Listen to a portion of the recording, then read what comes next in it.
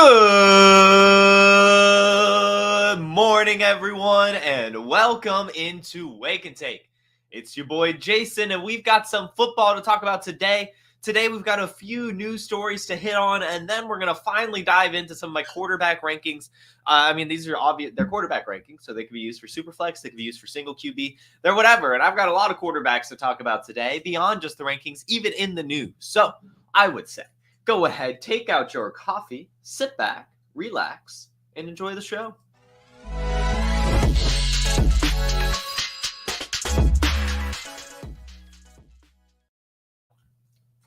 All right. That was it was just like a really quick little bumper run. But there we go. That's how we start the show out. So whatever. Good morning to everyone. Glad to see you all in the chat. Good morning, Dakota. If you're listening on Facebook, YouTube, Instagram, wherever you're listening on the podcast as well, thank you for tuning in. Let's go ahead and get this bread. We'll start with the biggest story from yesterday, and that is the Juwan Johnson injury. There was an update recently, about 30 minutes ago, that they do expect him to be ready for the season, or they're hoping that he'll be ready for the season, but there's still not much known about this. Originally yesterday, Nick Underhill tweeted out, Saints tight end Juwan Johnson has suffered a lower leg injury and is expected to miss a good amount of time. Everything kind of remains unclear for the most part, really. We know it's a foot injury, and we know that he's actually undergoing surgery for it. But like I said, the most recent update is that, they are hopeful that he'll be ready for at least when the season rolls around. We're still, of course, a couple months away from that. So he has a little bit of a recovery window here, but, him missing out on training camp and then probably being less than 100% when the season comes around is not a good sign, especially since last year. I don't know if y'all remember, but we had that whole Foster Moreau situation when he, of course, unfortunately, he had he was battling cancer and all that stuff, so he wasn't necessarily able to do a ton. But he did join the the Saints along with Raiders teammate Derek Carr, and that's a tight end, quarterback duo that has seen a little bit of success, not a ton. He had 400 yards and 2 touchdowns in 2022, 370 yards and 3 touchdowns in 2021 with Derek Carr, but still, that's a connection that's there. And now, a year removed from his cancer recovery, it's possible that Foster Moreau is now back in football shape, and he's got a good profile: 6'4", 250 pounds. He runs the 4.6 40, and all of his workout metrics are in the 80th percentile or higher amongst tight ends. He's only 27 years old and is now looking at being probably the tight end one, as the guys behind him are Taysom Hill, who isn't a true tight end, right? Like, Taysom Hill is a gadget player. Like, he'll have some tight end snaps, of course, and maybe that will be upticked with Juwan Johnson, but it's not like he will be like a de facto tight end one. That's probably going to be Foster Moreau. So if he's still available in your leagues, I actually don't mind picking him up at all. This was a player that we actually got kind of excited about following his okay season with the Raiders in 2022, and then, of course, just nothing really happened. He didn't get the extension, went to the Saints, had the whole cancer thing, and that was that. But now the guy ahead of him is injured. Now he has a chance to reunite with Derek Carr, as you know, is the tight end one, and I think that there's some potential there. But I'm also going to go ahead and say there is some potential with Dallin Hawker. That's the rookie tight end that they drafted this year, or actually he was undrafted, because of his 40-yard dash. Because believe it or not, Hawker at Colorado State last year was pretty productive. He had 767 receiving yards and 6 touchdowns at ripe age of 23 years old. The problem is he's 6'3", so he's not super tall, but he does have the weight at 240 pounds. But he ran a 4.78 40-yard dash, which is sub 50th percentile. His speed score is really low, but his agility is. So he's also a decent pass catcher, I would assume, at least in the red zone and for some of the short yardage work. But I doubt there's much of a ceiling really for him or Foster Moreau. But at the very least, I think Foster Moreau is worth adding. Dallin Hawker, if you're in a deeper league. But I could see, Foster Moreau, kind of him and Derek Carr being friends again, getting all those targets going. And then lastly, again, I just don't think that Taysom Hill is a true tight end, even if he gets that designation. He's not actually going to be lining up as a tight end and blocking and stuff. So I won't buy into that. But either way, Foster Moreau, interesting. And we wish Juwan Johnson the best in his recovery. This is another athletic tight end that we like a lot, with a decent situation that was, a lot of people's probably late round tight end dart throw and underdog drafts right now, and maybe just kind of shoring up their tight end room with him in Dynasty. He's a decent tight end. He had some spike weeks last year as well. So hopefully it's not too serious of an injury. Hopefully he can be out there. I'm sure there'll be some more developments. But for now, I say take some swings on Moreau, take some swings on Hawker, and see what happens.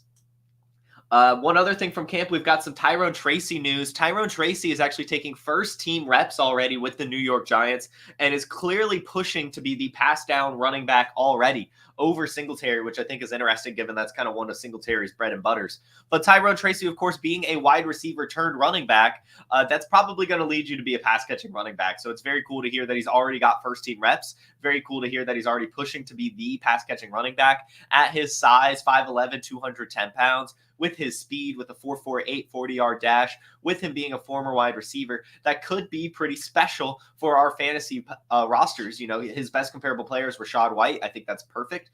He could get a ton of little dump offs and get a ton of value for fantasy football as a result of that. So Tyron Tracy getting some first team reps on the Giants already. So if he's still available for cheap right now, you might as well take a swing, as it's looking like he's actually going to have himself a good role. And this is already what we were hoping. I mean, you saw the Podfather. He called it the pick of the draft live at the draft house when it happened. You know, we've been excited here for this player at Player Profiler. Has really everything you want to be a good pass catching running back, going down to even being a former wide receiver. So Tyron Tracy, a very interesting player to keep our eye on. A couple more bits of news for you guys before we get into my rankings. Starts with Sam Darnold, who's officially been named the quarterback one heading into training camp for the Minnesota Vikings. Here's the full quote from O'Connell. "We haven't had to put out a depth chart or anything like that, but I would say Sam would be the guy I would look to based upon the spring he's had and where he's at in his career, his quarterback journey, and what he's been able to do coming in and hitting the ground running, taking advantage of a competitive situation." He does go on in this interview to underscore that it is a competition, you know, that obviously all the other quarterbacks in the room, but of course JJ McCarthy, are going to be competing for this quarterback one job. But as of now, it is Sam Darnold. And that's fine, right? We talked about it already. I don't think Sam Darnold goes to the Vikings at all, really, unless Shanahan told Kevin O'Connell, like, hey, like, Sam Darnold has taken some strides. He can help out your team for a few weeks as you figure out your quarterback situation. They have a relationship, Kevin O'Connell and Kyle Shanahan. So I would assume that they talked about Sam Darnold before this signing happened and what he could mean to the team before signing that guaranteed contract, right? So I do think that Sam Darnold's going to start probably for a few weeks, but I do, again, expect JJ McCarthy to take over and be pretty decent for this offense. I think Sam Darnold's just going to go out there and be Sam Darnold.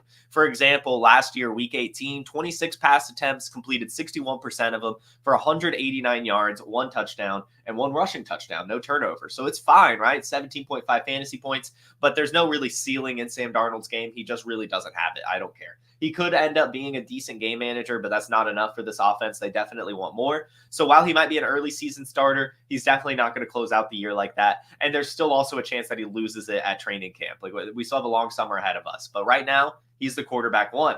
And interestingly enough, being named the quarterback one by the head coach, Russell Wilson is still not being really designated that. The coaching staff, Mike Tomlin and Arthur Smith, continuously use the word, or the term, the words, pole position to designate Russell Wilson. So basically they're saying that right now he's leading to be the quarterback one, but it's a race and they want to see what Justin Fields has too, leaving the door open for what can happen for Justin Fields. I think it's important to mention this because I think sometimes when it comes to quotes, what isn't said is just as important as what is said. And the subtext to me of using pole position to designate Russell Wilson is that it is an intense competition and Russell Wilson doesn't guarantee have the job right now. Now, I do think, of course, that Russell Wilson will continue to be the quarterback one and start the season as the quarterback. But as you guys know, I still firmly believe that Justin Fields will take over at some point. I would be shocked if the Steelers don't attempt to use both of these quarterbacks to see what they have. They could either get a bridge quarterback in Russell Wilson,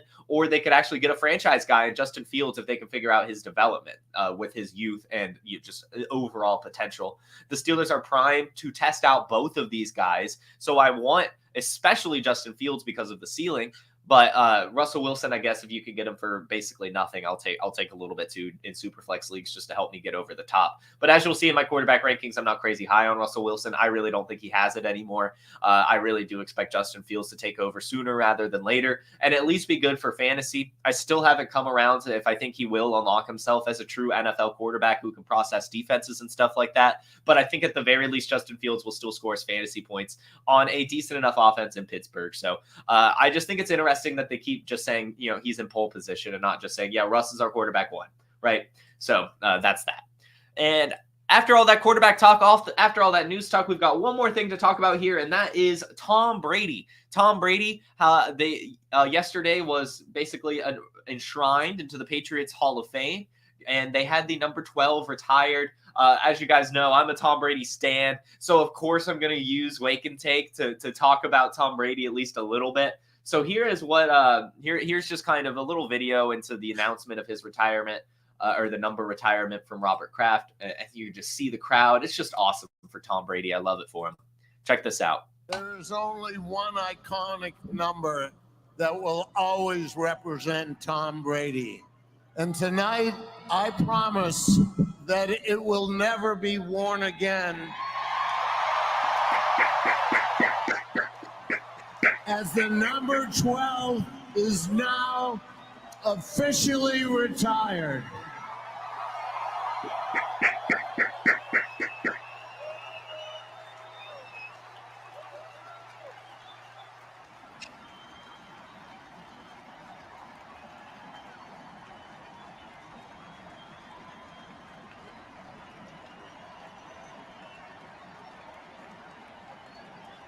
It's just incredible. It's just incredible. If you don't get chills watching that and just taking in that atmosphere and reflecting on what Tom Brady gave us to the game of football, you're not a football fan and you're not human. Just an incredible moment. I'm still just here. I love Tom Brady. I'm literally tearing up just thinking about that career that he had.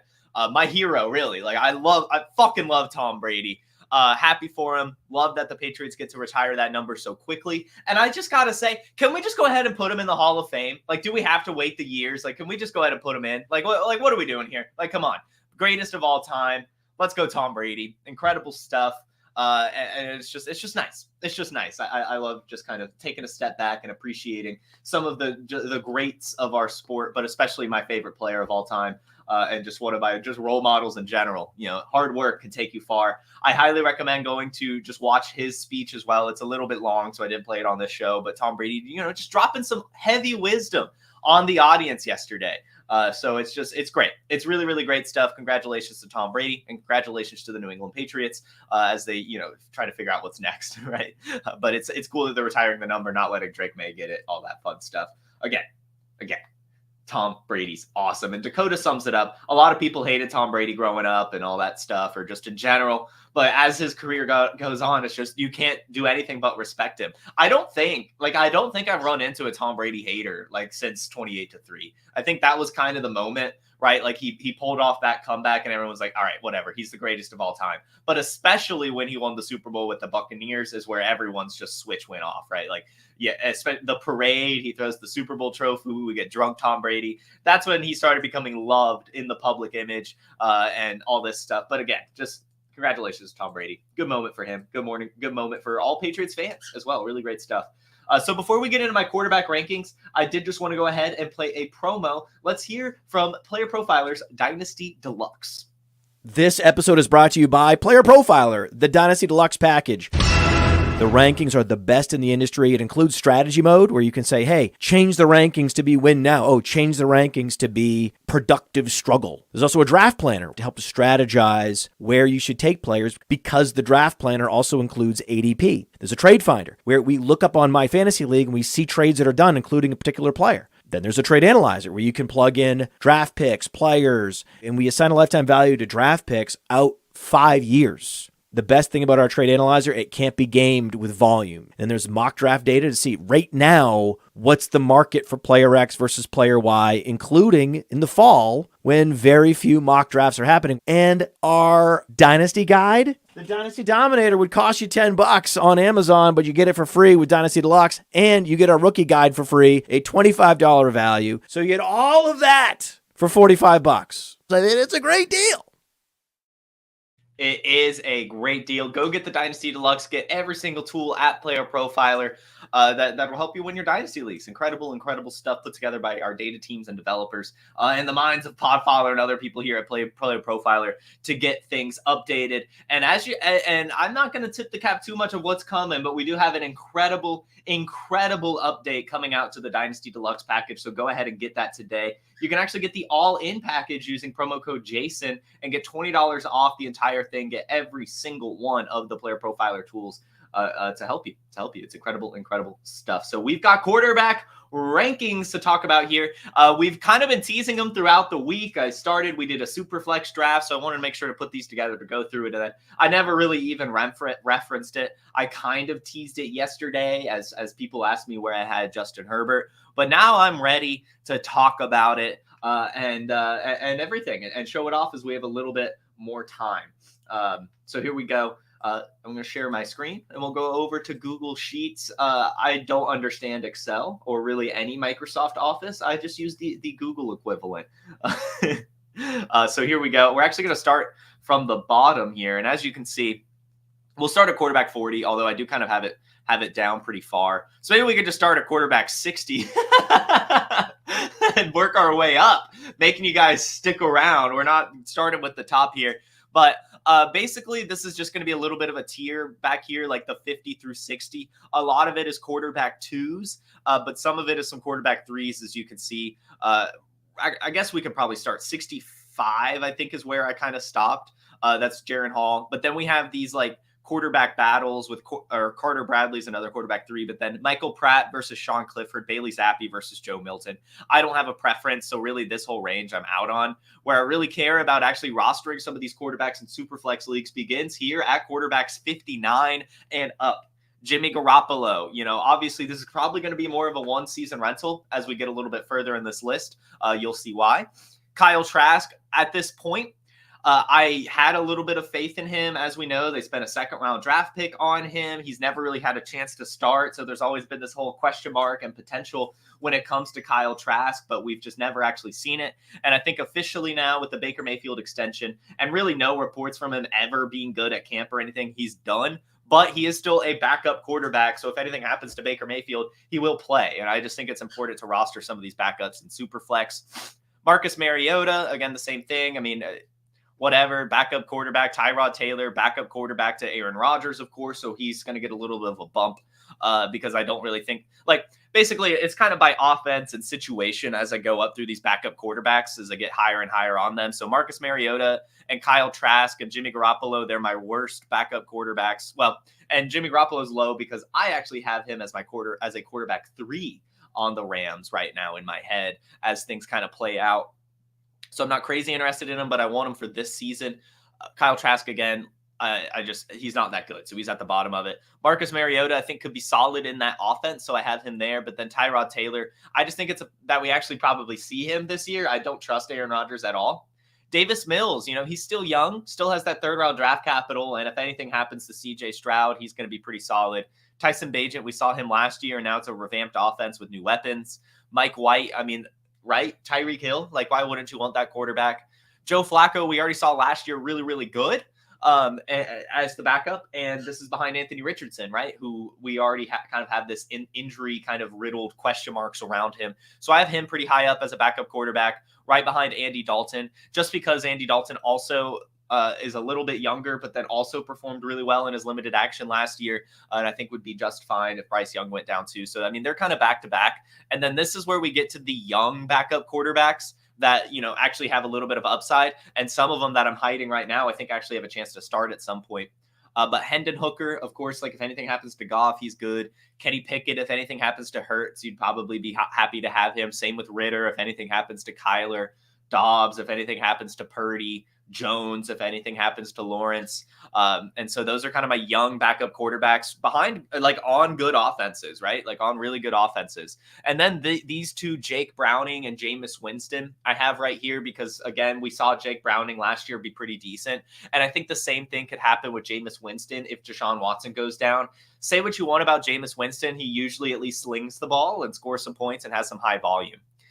Which leads us to Zach Wilson, Stetson Bennett, Spencer Rattler, and Trey Lance, where I have this as another tier of players who could actually, not really Zach Wilson, maybe it's these. I would say these 3 is my tier. Zach Wilson, I just have ahead just because he's still young and everything and still has that second overall draft capital. It's just hard to fade him too far, even with how bad he's been.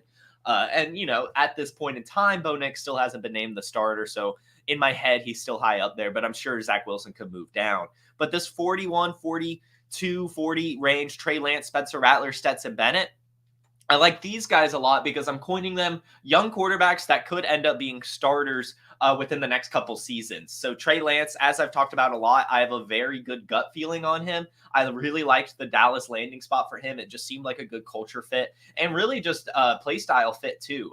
A lot of Dak Prescott in his game. And with Dak Prescott being on the final year of his contract and having injury concerns, I want Trey Lance where I could get him. Spencer Rattler, I don't believe in, but the situation is good and you can't deny it. Derek Carr has not been good at all in New Orleans. He's been fine in New Orleans, but also his contract will be up within the next couple seasons. So there's a potential here with the development for Spencer Rattler that he could be good. This was a player that, coming into college was touted as becoming a future first-round draft pick.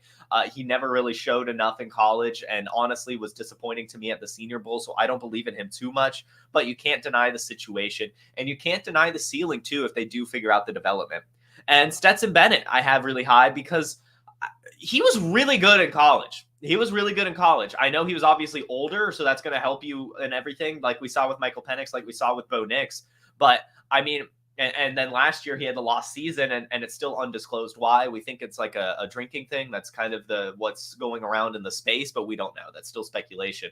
But either way, Stetson Bennett is back. And with Jimmy Garoppolo being suspended for 2 games, Stetson Bennett has a really big shot here to in camp, push himself up to be the backup, but also, in those first 2 weeks of the season, be the backup and really soak up a lot of knowledge. And Matthew Stafford's towards the end of his career right now. Stetson Bennett could be a replacement plan, as shocking as that could be, as he's already 26 years old. But he was really good at UGA, a true distributor of the football and a decent enough quarterback, even if he doesn't really have the size or anything.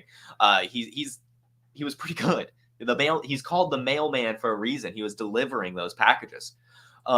Which will lead us to this range right after it. And this is 34 through 39. These are my starting for really, I guess, 32 through 4, or I guess 38, 39 are my quarterbacks that I think could start this year. Yeah, that's really it. I guess I probably shouldn't. Russell, all right, I'll put it here. 35 through 38 is another tier. Sam Howell, Aiden O'Connell, Sam Darnold, Jacoby Brissett. These are quarterbacks that could start at some point. Russell Wilson probably in there too, but we'll see.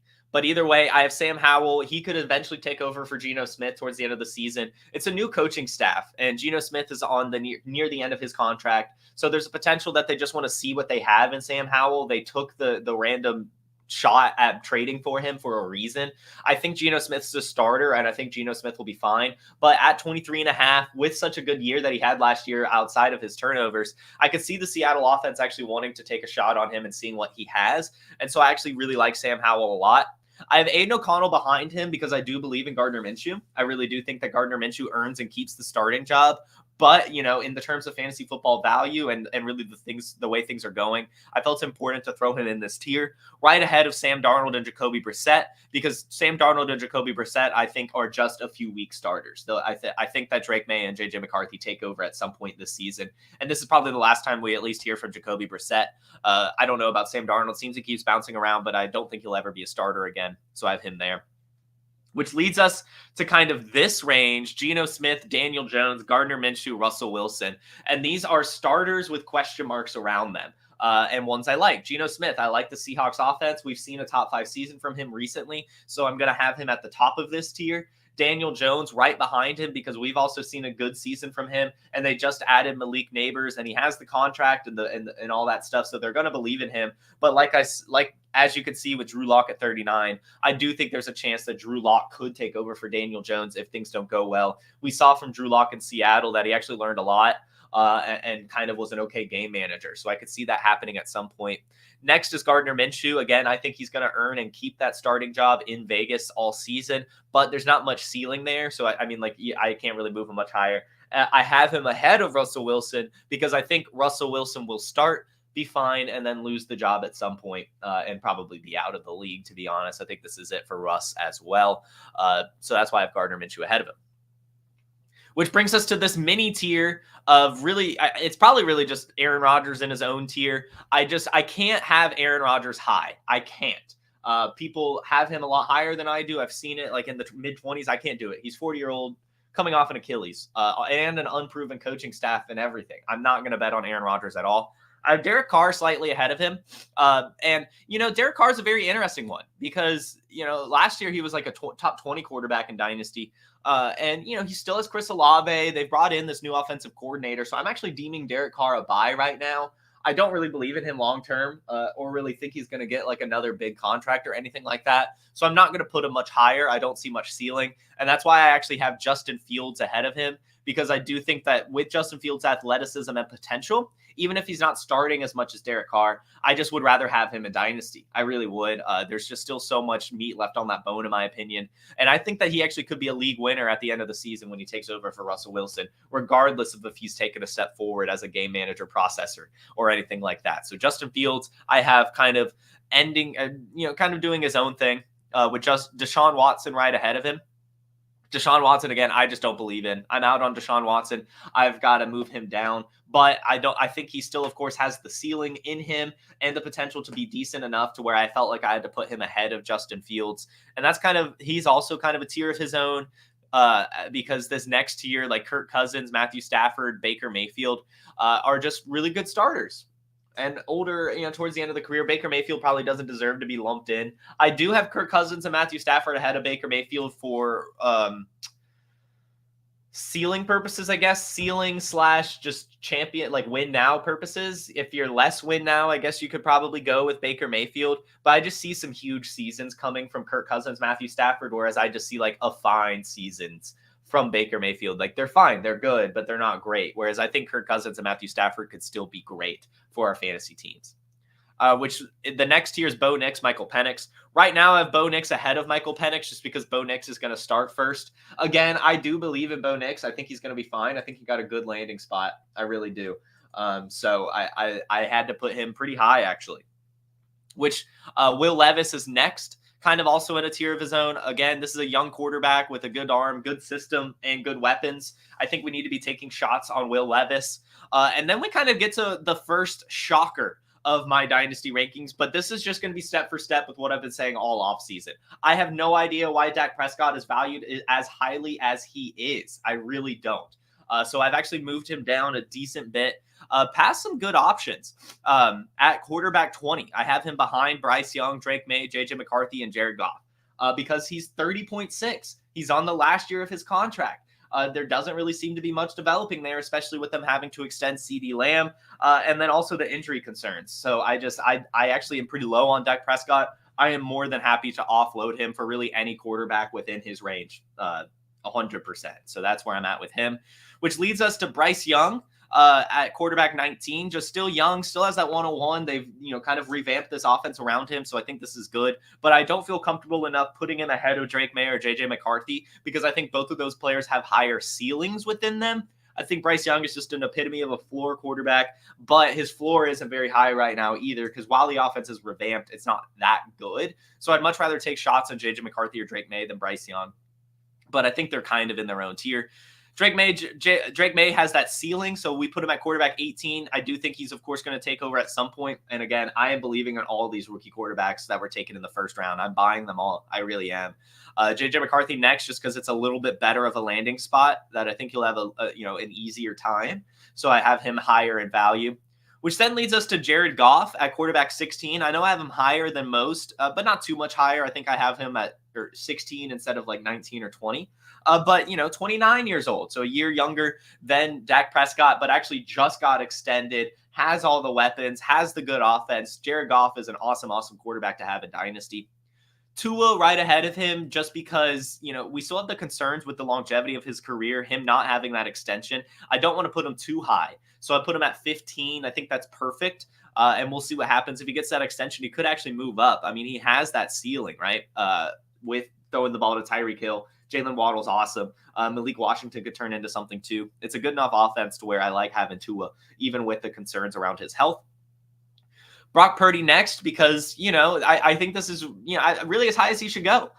He doesn't have a ton of ceiling, but he's got a really great floor attached to a great offense. So quarterback 14 feels good for him. I like him there. He has a higher floor than Tua, a similar ceiling as Tua, but not quite as high of a ceiling or really even as high of a floor as Jaden Daniels or Caleb Williams. I have them neck and neck at QB 12 and 13.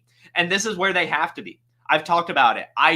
They do not deserve to be any higher until they play football. We are valuing Caleb Williams and Jaden Daniels as if they have already succeeded, as if they had good rookie seasons. That is not how it should be. We need to lower them in rankings. They should not be top 10 quarterback dynasty assets yet. They could end up being that. I'm not arguing that at all. But right now, there are some great quarterbacks that I personally have ranked ahead of them that have actually proven it. So I can't do it. I don't care. This is about where CJ Stroud and Bryce Young were and Anthony Richardson in last year's dynasty rankings after the draft heading into the season. Anywhere from that 12 to like 16 range were those quarterbacks because we wanted to see them play football first. But we're not doing that this year with Caleb Williams or Jaden Daniels for some reason. But I am in my quarterback dynasty rankings 12 and 13 for those two. I think they're going to be solid, but I'm out. I'm out at their current price tag. I want them here. Behind Trevor Lawrence, behind Justin Herbert, behind Jordan Love, behind Kyler Murray. Really, this Jordan Love, Herbert, Trevor Lawrence tier is one of my favorites. Trevor Lawrence, again, a generational prospect coming out that still has shown something, has the really good weapons, a decent enough offense, and a really competitive division. I want Trevor Lawrence. I still think that there's some meat left on the bone there. I think that we could see a little bit more unlocked, hopefully, in the run game. Justin Herbert at number 10 because he's an incredible quarterback. We screamed about it yesterday. I don't understand why we're fading Justin Herbert so much. Not many quarterbacks have had 4,000 yards every single year they've been in the league and almost 5,000 in one of them. Justin Herbert is a stud with decent enough weapons, a really good offensive line, a good head coach and offensive coordinator now, a balanced offensive attack at only 26 years old. I want Justin Herbert so bad. So give me Jay Herbo at number 10. Jordan Love, I have ahead of him because it's a more pass-happy offense with better weapons, a little bit better of a, just a more quarterback-friendly offense in general, and he's younger. So I put Jordan Love ahead of Justin Herbert. I'm still buying Jordan Love at the quarterback 9 price tag. I think he's an incredible buy right now. Kyler Murray at quarterback 8, just because he's still undersized, as electric as he is, I don't think he should really go much higher. But I love Kyler Murray, and I'm fine acquiring him at this price tag as well. Joe Burrow right ahead of him at quarterback 7. It was hard for me to put him ahead of Anthony Richardson. It really was. And so I didn't. I put Joe Burrow at number 7 just because we're starting to have those concerns about the longevity of his career, the health concerns. On top of him just being more of a pocket passing quarterback, I had to put him ahead or behind Anthony Richardson. But then Anthony Richardson comes in at number 6 because while the ceiling is incredible high and we're putting him there because of that, the floor is still really questionable, so I didn't want to put him higher. But 6 feels pretty good to me, kind of a little bit of a tier breaker behind the top 5. CJ Stroud, quarterback 1, Patrick Mahomes, quarterback 2, Jalen Hurts, quarterback 3, Josh Allen, quarterback 4, Lamar Jackson, quarterback 5.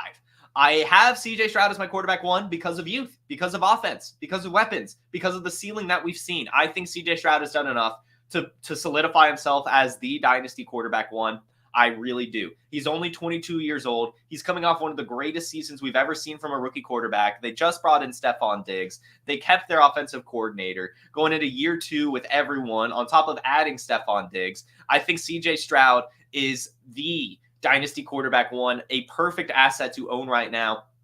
And so because of that, if I had Patrick Mahomes, Jalen Hurts, Josh Allen, Lamar Jackson, I'm taking those quarterbacks and seeing what I could get on top of CJ Stroud because I think that CJ Stroud is going to have a very long career and at least be a top 5 quarterback over it, right? Like CJ Stroud, just the ceiling is immense. The floor is immense. I can't think of a single reason why it wouldn't be the dynasty quarterback 1. Patrick Mahomes behind him. This was the big debate. Patrick Mahomes, Jalen Hurts, Josh Allen. These are all this is hairs. We are splitting hairs here. They're basically tied for second. It really is a pick your poison. I put Josh Allen last because of age and a little bit of a concern that his wheels could just totally fall off and the fact he doesn't have a lot of weapons this year. I want to see a little bit more go Josh Allen's way. I don't think that we see Josh Allen ceiling this year. I would be surprised if he finishes as the quarterback 1. I still think he's going to be like top 5. And I still think he's going to be an incredible quarterback. But I think his time as the dynasty quarterback 1 is over. And so I moved him down to behind Hurts because he's older than Hurts and has worse weapons than Hurts. And the reason I have Patrick Mahomes ahead of both of them right now is longevity. Just mobile quarterbacks don't have the longest time in the league, whereas Patrick Mahomes finally has his weapons back, so we could actually see a ceiling year from him.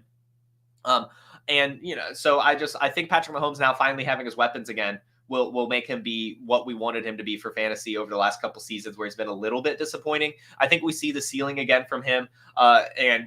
He's only 28 and he's one of the greatest quarterbacks of all time. Like I want him in Dynasty. I think I value longevity just a little bit more. But again, Patrick Mahomes, Jalen Hurts, Josh Allen, it's basically a tie.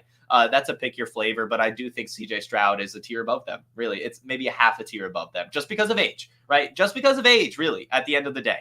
I'm not saying CJ Stroud is more talented than these quarterbacks by any means, but he's 6 years younger than Patrick Mahomes. He's 5.5 years younger than Josh Allen. Right. And he's not a mobile quarterback like Jalen Hurts. So I want CJ Stroud, and he's got great weapons. Lamar Jackson, a half a step behind these guys and a half a step ahead of Anthony Richardson because he's an actual, he's done it. He has the weapons. He's done it before. Former MVP, all this stuff. Lamar Jackson right there, a half a step behind this tier and a half a step ahead of Anthony Richardson. I like Lamar Jackson a lot too. But those are my quarterback tiers. Starting at number 60, I believe we worked through it. So hopefully you don't disagree too much, but it's fine if you do. That's the beauty of fantasy football. I'm going to go ahead and pop into the chat real quick, see what type of questions we have.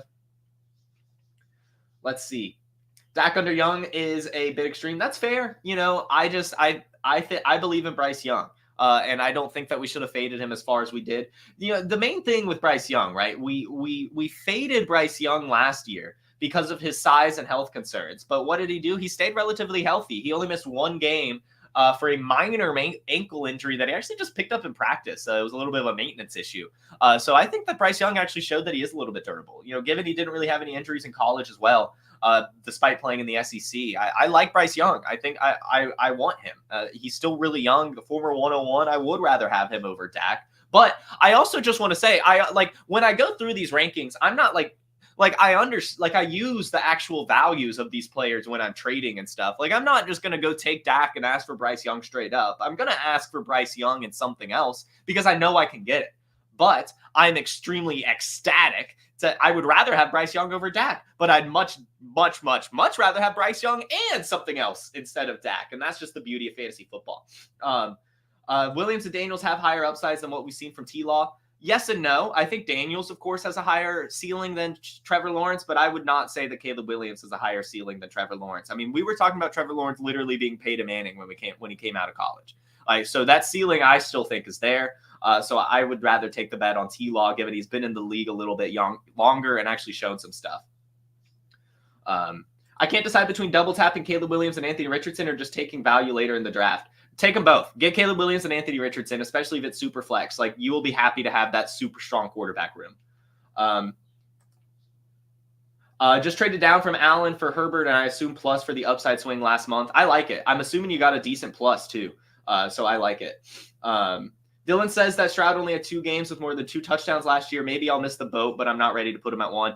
That's fine, right? Whatever. I get it that it's not as rich, it's a little too rich for a lot of people. I'm ready to make that jump, and I want to capitalize on it before he actually becomes that, because I know he will. Again, 6 years younger than Patrick Mahomes. Younger, actually, than even Caleb Williams. So I want CJ Stroud, or the same age, actually, as Caleb Williams, younger than Jaden Daniels. So CJ Stroud, a stud and a half, man. I don't know what more he should do to establish himself as the quarterback 1, but I know he's going to do whatever it takes this year, and it's going to happen. So I want to get him while we still can.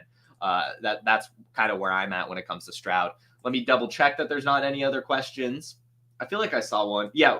Why would targets come away from Bijan for Pitts when Pitts will be getting all of Jonnu Smith's targets? I don't really know if targets would be coming from Bijan at all. I don't think that's. I think if anything, Bijan might take some Pitts targets. If anything, just because that's kind of how it works with the running back game. But yeah, I think I think there's plenty of volume for Pitts and Bijan and Drake London next year, for sure. That should. Do we like Jatavion?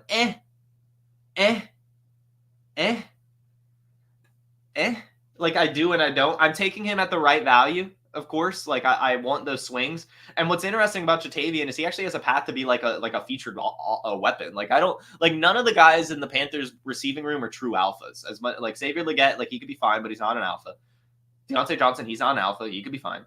Jatavion Sanders is not an alpha either, but like like he has the ceiling right there, right? I think that Jonathan Brooks is the Panther I want most outside of Bryce Young right now, though.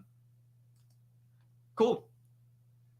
No, you traded Stroud and Goff for T-Law last summer in one quarter. Dude, that's the problem. It sucks, man. If it makes you feel any better, I made the worst trade of my life last summer as well, trading away CJ Stroud. And I believed in Stroud. I was, doing everything. But I wanted Josh Allen. I traded CJ Stroud plus for Josh Allen. And I hate it now. I hate it. I wish I had just kept my CJ Stroud plus, right? Like, it's just, that's the thing. And that's why, again, I want to go ahead and downgrade some of those quarterbacks at the top and try to get Stroud plus because he's younger, has all those weapons, all that fun stuff. So that was today's episode on quarterbacks.